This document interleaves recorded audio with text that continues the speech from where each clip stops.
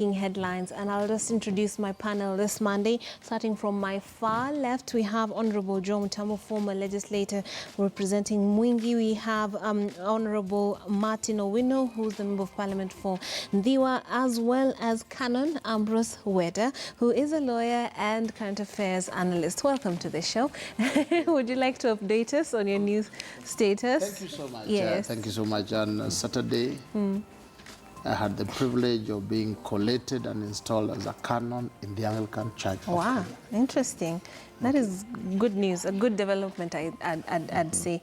Now, okay, let's get to the matter of the day, which is analyzing the papers. And the first story that I would like us to look at, so we usually focus on politics a lot, but today let's start off with this sad story of a woman who was found buried in a shallow grave with his 2 kids. How man lured wife and kids to death. And this is a story that's being given, the details are being given to us on page 3. She's pictured there. Her former partner is also there. He has been he's expected to be arraigned in court today, and we're told that Major Peter Mugure had asked Joyce Yomboe to bring Shanice Mawa, who's their 10-year-old child, and 5-year-old son Prince Michael to Laikipia Air Base in Nyanyuki, so they could catch up on Shanice's birthday on November 1st. And then later on, we are told that they had broken up. They were trying to patch things up, and one of the witnesses said the woman was willing, but then she went missing a day after she had visited him. So this is quite sad, and this is not the only story. You have, if you've been watching since the beginning of the show, we have had several murder stories, many, quite a number related to love gone sour. Honorable Weda, when you see this, what do you feel and what do you think it indicates in terms of our society? I think if you look at that case, it's very sad, very, very sad. My heart goes out for the children. We really do not know who we have killed. Yes. We may have killed the very, very scientists who would give us the cure for cancer. Yeah. We've killed, now we have to wait again for years for them to be, another one to be conceived and so on. But going forward, you'll find that people are in various stages of depression. Yeah. And I think the soldier himself was in a stage, the nature of his work and the nature of the dispute, he's in a stage of depression. And depression is a level of madness.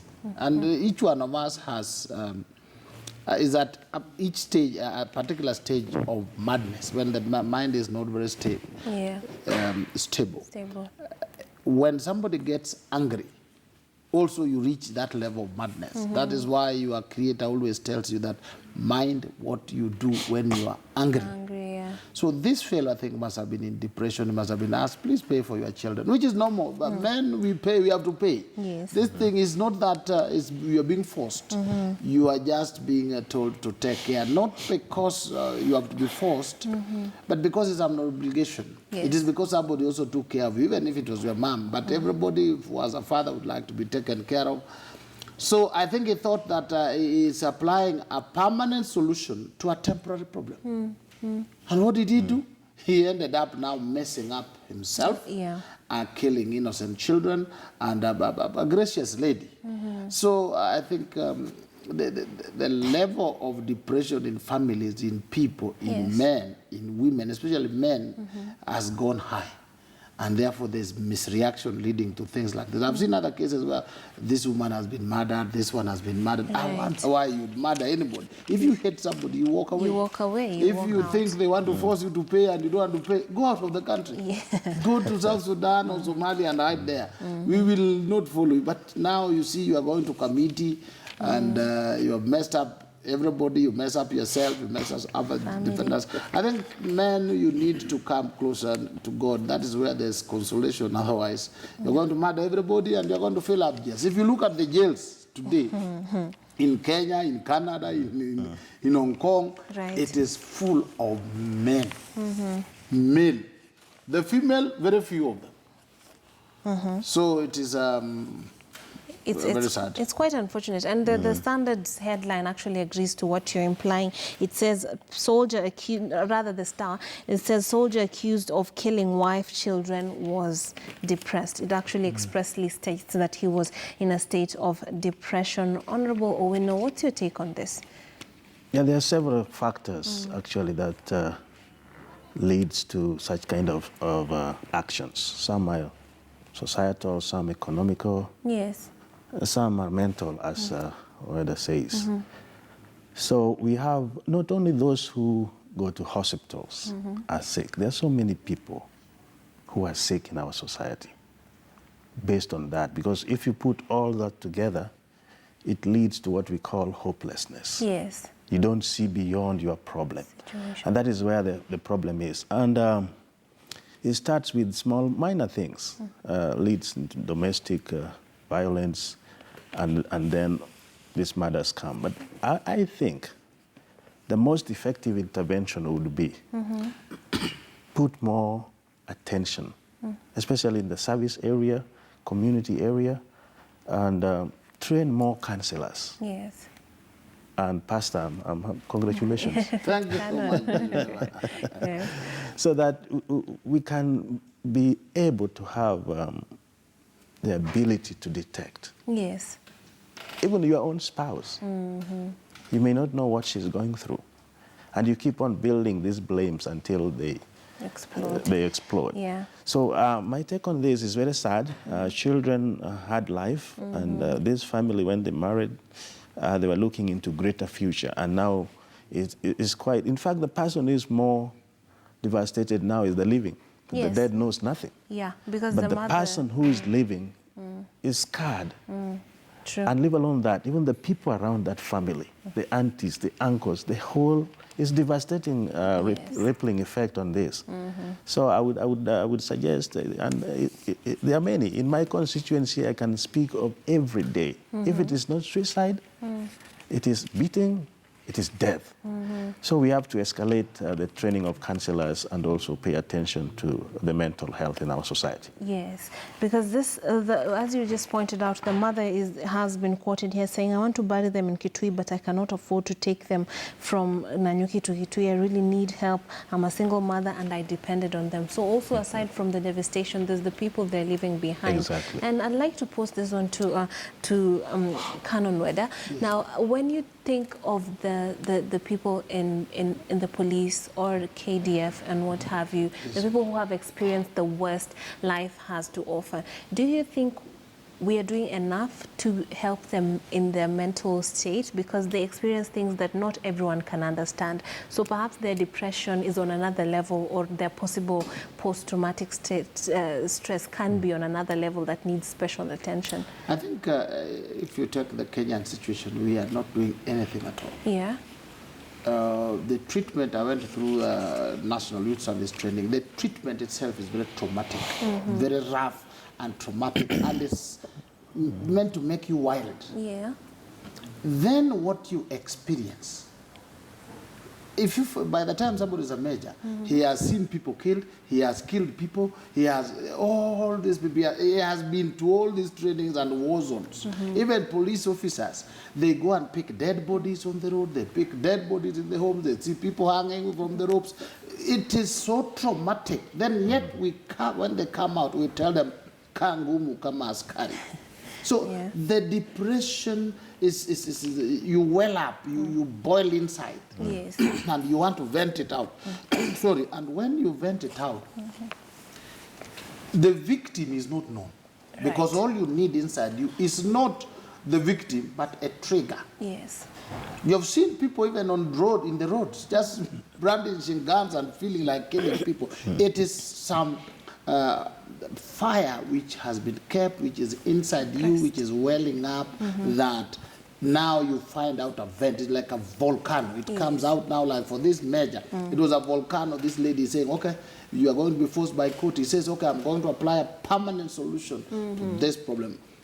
if you look at America, they have what is called the veterans. Yes. People who have been to soldiers who have retired, either way. They have a special program dealing with them, counseling, Yes. support, and all this. Here in Kenya, when you retire, you are taken home and then you are guarded. You are not supposed to go to Uganda. You're supposed to go where?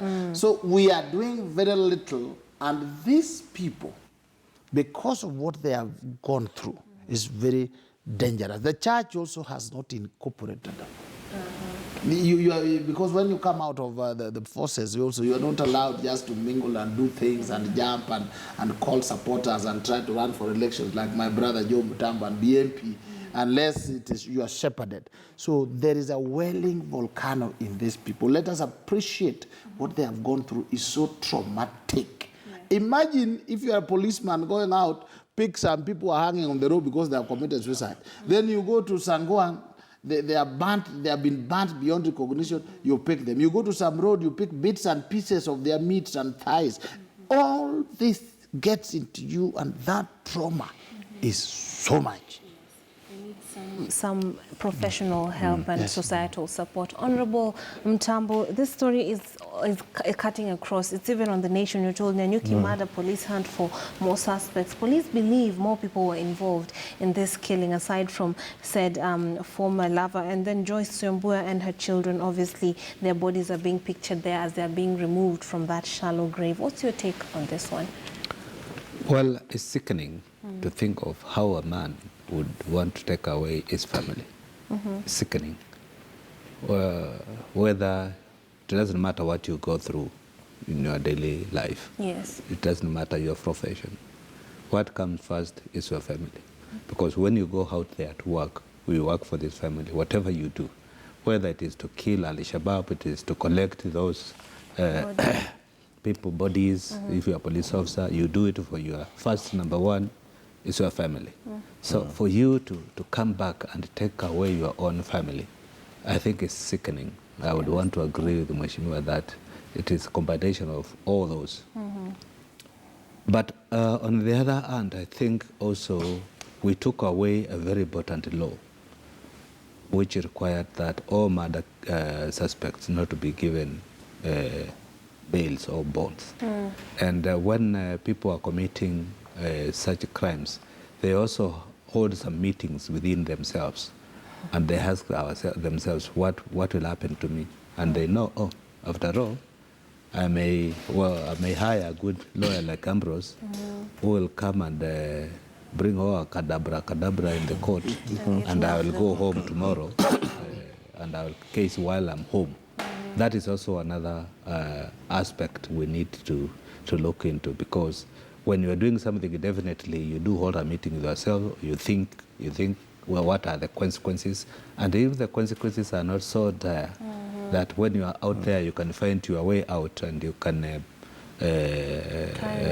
bribe or do whatever you can to make sure that you are not, you don't get the conviction you so deserve, then we are likely to see many of these things coming up. Right. But my take on this is that it is really quite sickening, and it is not something to debate. No. It is not something to debate, because family to us, whether you are living with the wife or there are so many, actually the numbers, even the census we got the other time, women are out more than the men. So if you are not happy with the one you are living with, why kill them? Yeah. Why kill the children? Children has got nothing to do with your relationship. They did not even tell you, Dad, marry my mom. You are the one who chose, and then you gave birth to these children. Why kill them? Yeah. They have nothing to do with your bitterness. So it's sad. Yeah. Yes. Just allow me on this bail thing. Yes. About every person now, including my good friend Joe Mutambo, anytime there's a problem, they say, don't grant these people bail, don't grant these people bail. It is because bail is granted. Even before, people used to be charged with robbery, with violence. You just take your pen, you're charged with robbery. You rot in prison pending trial for years. Yeah. It did not reduce. But I want to tell you, this thing bites both ways. Today, Mheshimiwa Joe Mutambo, you're outside saying, don't grant them bail. And I've heard it, economics crime, all these things. I can prophesy to you as chairman of a state corporation, you will see somebody somewhere in the organization will tinker with the tender process. They will clothe it very well and bring it to the board, and you say, it's fine. That day you will find yourself in court on something you don't know. Please remember, some of us will be there to tell you, said you should not be given bail. Do you want to wait inside? The law says, the Constitution says you are innocent until proved guilty. What we want is expeditious trials. Let people come out. Remember President Uhuru? The person who appointed to and the deputy president. They were charged with crimes against humanity, rape, moving people. They went to ICC as executives, wearing suits. They went in, they were treated with honor, with respect. They came back, they did their case, they finished. What about here? When you come, every leader say, deny them bail, keep them in. What has bewitched you? I am praying that you see that this knife bites both sides. So as you press for it, your day will come, and still lawyers will come, and I'll tell you, Joe Mutambo, I love you so much. Do we keep you inside according to the clip? I will come with this clip and play it to you. Please, remember it. Right of reply. When I'm not thinking of killing anyone. And here we are talking of... Denying bail. You know, yes. There are circumstances which we are talking about denying people bails, not just bail. There are open cases like this one. This one is no question. Even if we will go to court, we will go to court to defend about what? What do you defend? This is a known case. There's no open and shut case. It's a straightforward case. There's nothing to think about. There are those which you can have questions. Actually, I don't know why we are calling them suspects. We need to be calling them murderers. This is a murderer. Somebody shoots someone while you are looking at... It's a constitutional yes. Somebody shoots at another while there is a witness looking at them, right? And you want to call them suspects? But there's a due process that but you have to follow. on this, really, what to take home is that let us build a support system for our society. I also believe so much in prevention better than cure. You can intervene before a murder we get to the court is done, so that you talk of this bail and all that. That is lacking in our system. Right. I would love to see every constituency having a counseling and support system. And all our institutions, maybe the army, the police, and employing these counselors I was talking about, and mental psychiatrists, to be within maybe 100 soldiers, 200 soldiers. They have access as we move universal healthcare. That should be a part of it. Yes, and help them also reintegrate if they've been in such harsh conditions in battle and what have you. Reintegrate into society and see things in a more normal way rather than things that demand such harsh action. Transition programs. Exactly. Yes. Now, another running theme today. Let's shift to politics. We are told on the Daily Nation, many unfulfilled promises, jubilees, stalled projects. Now, it's a shame. It's the shame of billions of shillings locked up in projects that benefit nobody. A Nation survey has revealed numerous unfinished projects, which some have, with some having no more than a plaque announcing their launch. And we're having a similar story on the top page of the Standard. You're told Jubilee's monument of broken promises, athletes abandoned, contractors left sports stadia sites without completing them despite pocketing millions. Leaders now want NYS to take over construction with funding from the government. That's on page 8 and page 9 of the Standard. What's your take on this, Mr. Weda? Yeah, I think there are areas, 2.5 years down to the end of Uhuru's presidency, even me, one of his very keen supporters, very keen, who admires and would like to achieve, him to have achieved. I think there has been a veering off from the original script. The original script was basically universal, affordable health care for all. There was security of food security sufficient. We're still living in where unga is now 150. Some people are dying in Baringo, some are dying in Turkana, some are dying in Nairobi, just because we cannot feed ourselves. A nation that cannot feed itself has no basis building stadia. Okay. We will only play there after we have eaten. And the president got it right. The Jubilee administration got it right. We talked about job employment creation. We now have almost 90% of young, viable people having nowhere to get jobs, to get finances, to start off their lives. So these were critical things, critical agenda, very, very attractive, that when they announced them, Kenyans rallied behind them and said, we want to do it. Along the way, the president seems to have veered off to eating cake with Honorable Raila, and then now they think BBI is bigger than those three agendas. That is why now we have forgotten we are dealing with monuments. We should have been dealing with facts. The president would have been yearning to say, Mr. President, you could even have done another 10 years because of achievement. But now slowly people are saying, when are they leaving? When are they supposed to leave so that we try somebody else? Because they seem to be confused. But well, as we talk about youth and their talents and them promoting, being engaged in certain activities, sports is also one of those activities. Sports is not an economic activity. Please, sports is a celebration. Let's get this thing very clearly. You cannot go running unless you are already a fit, strong human being, eating well, fine in life, healthy. You understand that? Yeah. Before that, you must start life. Now we are celebrating the Ineos gentleman. How old is he? 34 apparently. Now, by the time he was reaching 34 and becoming a champion, there were other people supporting him. Otherwise, he would not have reached there. Yes. You can't play good football unless you're supported, unless you eat well. You can't run unless you eat well. You can't run like you have a home.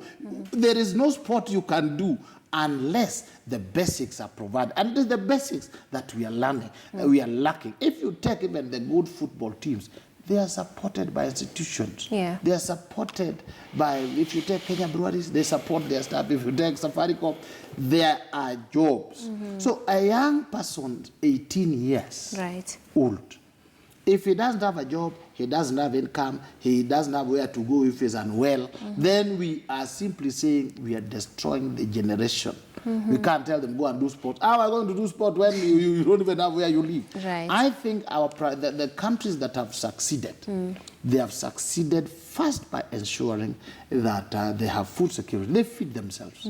The Chinese, they are billions, they feed them. The Americans are feeding themselves. The Tanzanians that are behind us here are feeding themselves. Then after you feed yourself, then you talk about how do we do the economy in such a way that they have opportunities. Yes. So that people don't have to go through the oceans to run to countries where there are jobs. Right. You understand? That is the work of government. Then when you finish that, then you can say, now you can run. Yeah. Now go to uphill or down.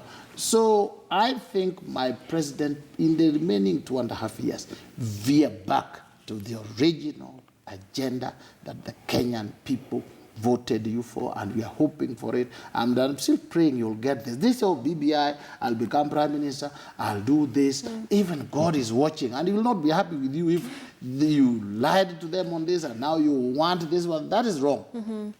Now the Standard has a list of various stadia that was supposed to be completed, and the amounts of money, huge amounts of money right there that was supposed to be injected into these projects. We have Kamarini Stadium in Elgeyo Marakwet, Ruringu Stadium in Nyeri, Kipchoge Keino in Eldoret, Karatu Ndarugu in Kiambu, Water in Makueni, Marsabit in Marsabit, Kirubia in Tharaka Nithi, and Kinoru in Meru. Do you believe that the NYS is the answer to this, Honorable Owino? Because on page 9, in the same breath, they're telling us let NYS take over, because apparently the Sports and Culture Fund has enough money to complete all these projects. And of course, this is Nyeri Town MP Ngunjiri Wambugu, who is saying that he knows that for a fact that the fund has more than 5 billion and this money is supposed to pay for these stadiums.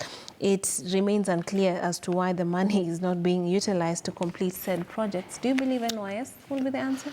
Yeah, I mean, the NYS as an institution was put to engage young people, in doing all this. They have the machineries, although the leadership was wanting that time. But this is the institution that should be, because it has two ages. One is to put responsibility into these young people, and also is organized and is an institution to do it.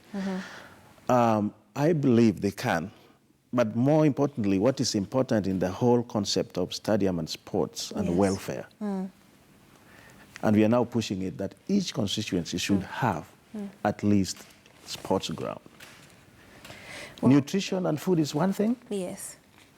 But the social aspect which you get from a free air exercise, whether you walk, you play football, you do what, is very integral for humankind, for human mind health.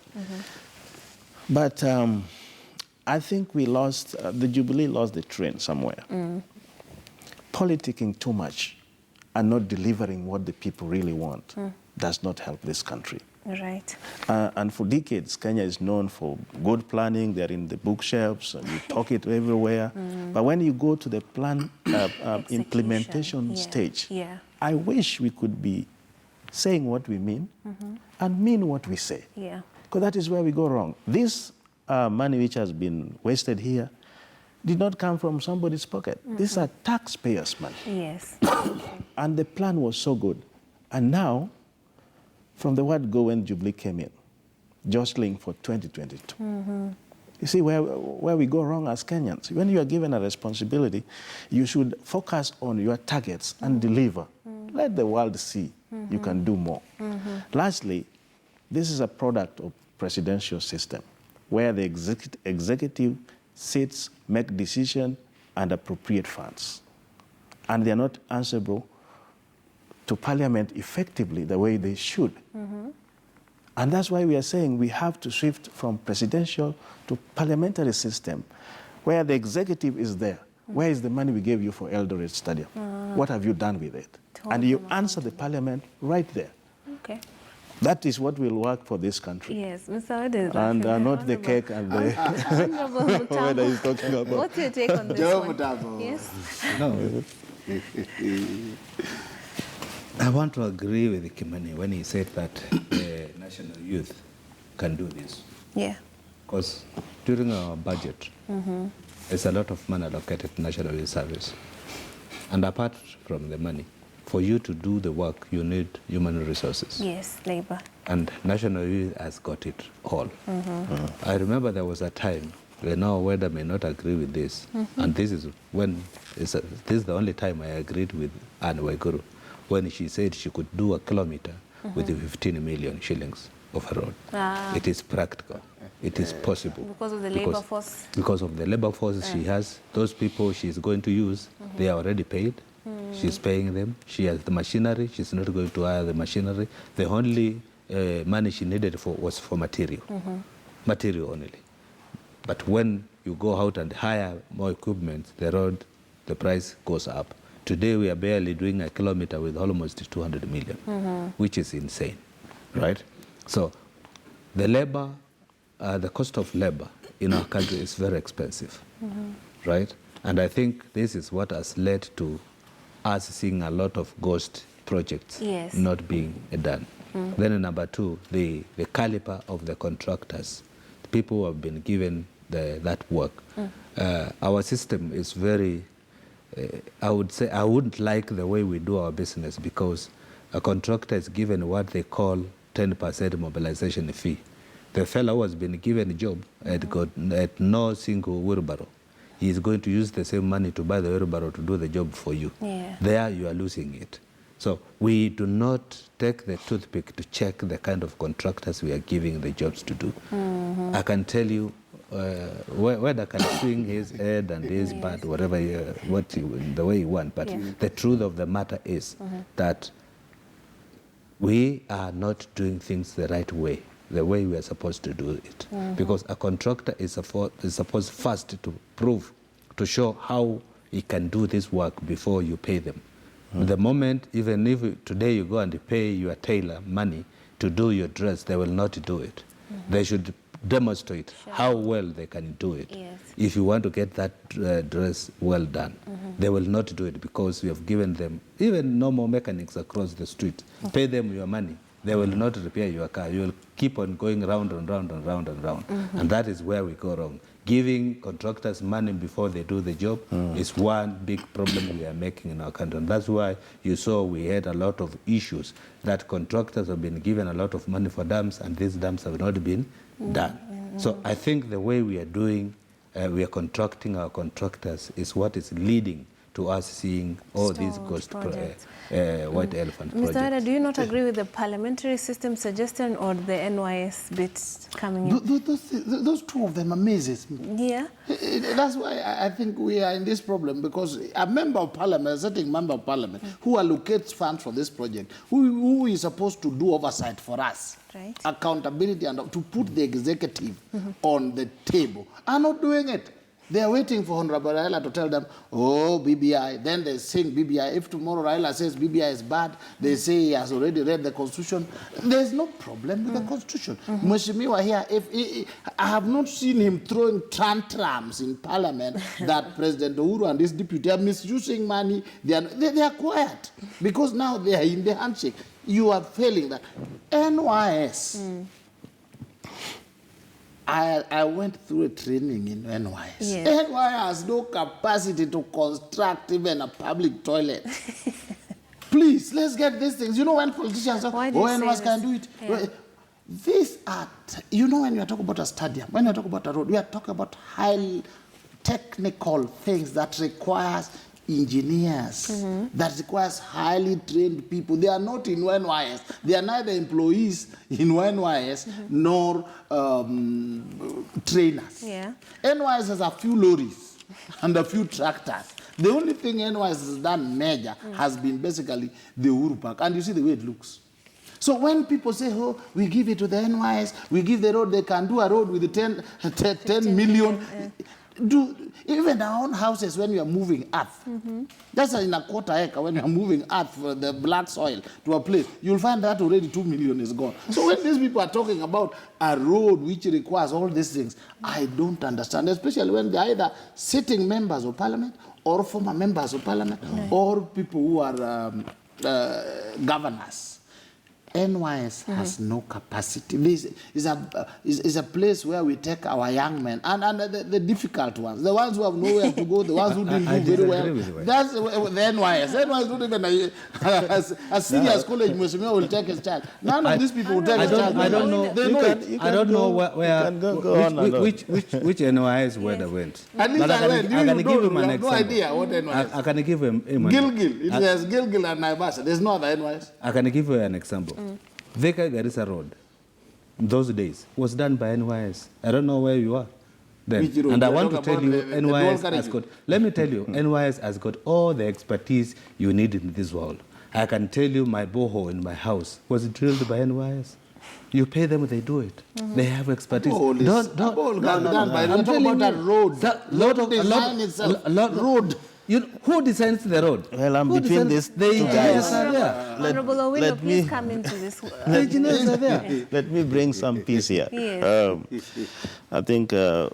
Weda is in another world altogether. First of all, MPs do not throw tantrums. We are legislators. We do oversights. But oversights have limitations in many ways. When you have the executive, the presidential system, we appropriate money. But remember, in presidential system, you have one person having two powerful centers. That one of CEO and also head of state.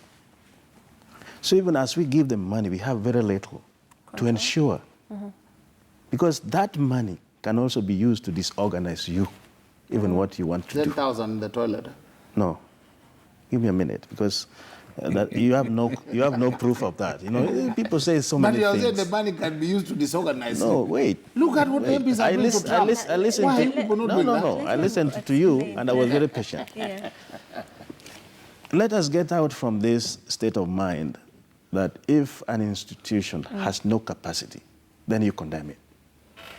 From my point of view, if the capacity is lacking, build it up. And NYS is an institution. He has done so many things. They are the physical part you see, but there is also the mental and the responsibility I talked about that he gives young people. So what I'm saying, that this is a product of a presidential system, is because when you have powers invested in the executive and now into the several cabinet ministers who are appointed, not elected, when they make a decision, we become reactionary. We do oversight, but reactionary oversight, because you react when things have been... You cannot stop it before it's put into play? There's no mechanism to, you know, like now, what we are seeing is abandoned projects, isn't it? Yes, very many of them. Many are said actually in the nation that they were officiated by the deputy president. Exactly. Sometimes without even the knowledge of the ministries that are associated with said projects. So they would, I think that's is in line with what you're saying. Sometimes even ministries are said not to be involved in some of the launches that are being of these projects. Yeah. And that's why the antidote for this is parliamentary system, so that when something goes wrong, even the Auditor General is reactionary. Okay. You are given a report that things went wrong the other 2 years, last year, it's wasted already. So to whether, as parliamentarians, we are doing our job, we don't throw tantrums, we are very professional people, but our hands are tied to some extent. That's why we have to change the system, whether you call it BBI or what, but I think we have to review our constitution, whether it's working for Kenyans or not. Just allow me to clarify as we've finished that all these things require money to be done. Yes. That money is allocated by Parliament. The executive does their budget. Then they take it to Parliament, and the Parliament tell them, no, this money is not going here, it is going here. This money is not going there, it is going here. Now that they have not done. Even the last budget, they should have told the executive, before you do this, please, this money, we are relocating it back here. The cabinet secretary is talking about, they are the ones who approve them. They are the ones, they can tell you, last time you didn't work well, you are going up. They are not doing that. They themselves say that when the executive have money, it will disorganize them. How does it organize them? Because they take bribes. Otherwise, look at what they use. Let me finish. If you lie against legislators, I refuse. Give me a chance. I refuse. Look, the presidential system. Yes. Just look at it at play in the US. The way they are taking Trump left, right, and center, and Trump is scampering for safety. Here, they can deny President Uhuru and the deputy president money and say, unless this is done, unless this is done. They can also impeach the president and the deputy. They have all the powers. But what have they done? They have taken the powers, kept them in the toilet. So when you want to meet them, you go to the toilet there where you disorganize them. Then they come and say, what can we do? It would be worse to have the same battle. Mheshimiwa, let me. I don't know which toilet Weda is talking about. Because they know it. I've been Weda is talking a lot of trash today. And I've never seen a coin in the toilet. I don't know which toilet Weda is talking about. It is bad to paint these honorable members in such a picture. Maybe there's that. They have said, can I give you evidence? I'm saying it that I've been in Parliament for 5 years and I've never seen a coin in the toilet. The members of Parliament have said it, that monies were being given in the toilet. Can we show you the who is that? I thought I had. That is, he has just been ordained a canon. Yes. You know, when you're a man of God, you have to talk the truth and be ready to stand by it. That toilet talk is hogwash, to say the least. We're outside here. Don't say man of God. If you are waiting for me to tell you, you would have not made that pronouncement. What it is our system is not working for our people. Let us be honest. Everybody has a role to do, including the church where he is. So we are saying where there was ordained a Sakano. In the church. The church. Not by there gun. were no other people? Those people don't face you. Because you take bribes. So we as parliamentarians, we are doing our part. There are cases we have even recalled money and take away from the ministry and give to another ministry. I think you are not updated on that. But this system does not allow us to do much. That's why I said earlier that it has branded us to become a reactionary legislator when it comes to oversight and correcting where money issues is. And that's why we prefer parliamentary system. Deal with it right there. Where is our money? What have you done? And Member of Parliament Moses Kuria recently referred to, said that legislators, pointing to himself as the people who have messed up the country, because he says we have turned into church, like choir singers for the executive without any powers. He actually said we are all 400 plus are not standing their ground when it comes to that. Do you think it's the technicality you're talking about, or is it that we are just singing or moving to the whims of the executive? No, it is technicalities. Like the other day, we wanted to override the president's amendment to the bill, which we passed. And that requires 2/3 of parliamentarians. So even the three quarters of the members who are there, it doesn't matter how much noise you make, but you don't hit the 233 mark required. Yes. That bill passed by one person who is the executive. See why I'm saying we can be blamed. That's right. As a leader, you can take all that comes, but that's a technicality. We're told they did not show up. You see, he is telling us the executive is so powerful. Yet, the executive, they passed a law, they took it to the executive said no. The law itself, the constitution gave them power to override the president. The same MPs now, he says, that he wants to be given power now to do everything. What did they do? Some disappeared, some went to the toilet, some went under. This toilet. You understand? Please. I don't know. Please allow me to explain this. No, but you're using wrong words. A man of God will tell you what is true. Now, number two, doubting this. there is the caps on interest rates. Right. It was the same, it was passed, it has been there, and then the president decides through all sorts of kalele from other people, and we are banking on our MPs to come and say, no. The way as we have looked at it, what do they do? The president writes back, what do? They go under the table. When it was, there was a time they were passing security amendment bill, some of them were not very good. What happened? Honorable Raila calls this team, he tells them, follow the line. Honorable Uhuru calls the other team and says, follow the line. When they go to parliament, their tails are behind them. Then they say, hallelujah, it is the executive. It is the MPs who are letting us down. No. We want the unity you have when you're increasing your salaries. That unity, bring it also when you are doing oversight on our behalf. Yes. This we will tell you. We will carry this discourse to the other side of this break. Let's take a short break. When we come back, we'll look at more of our political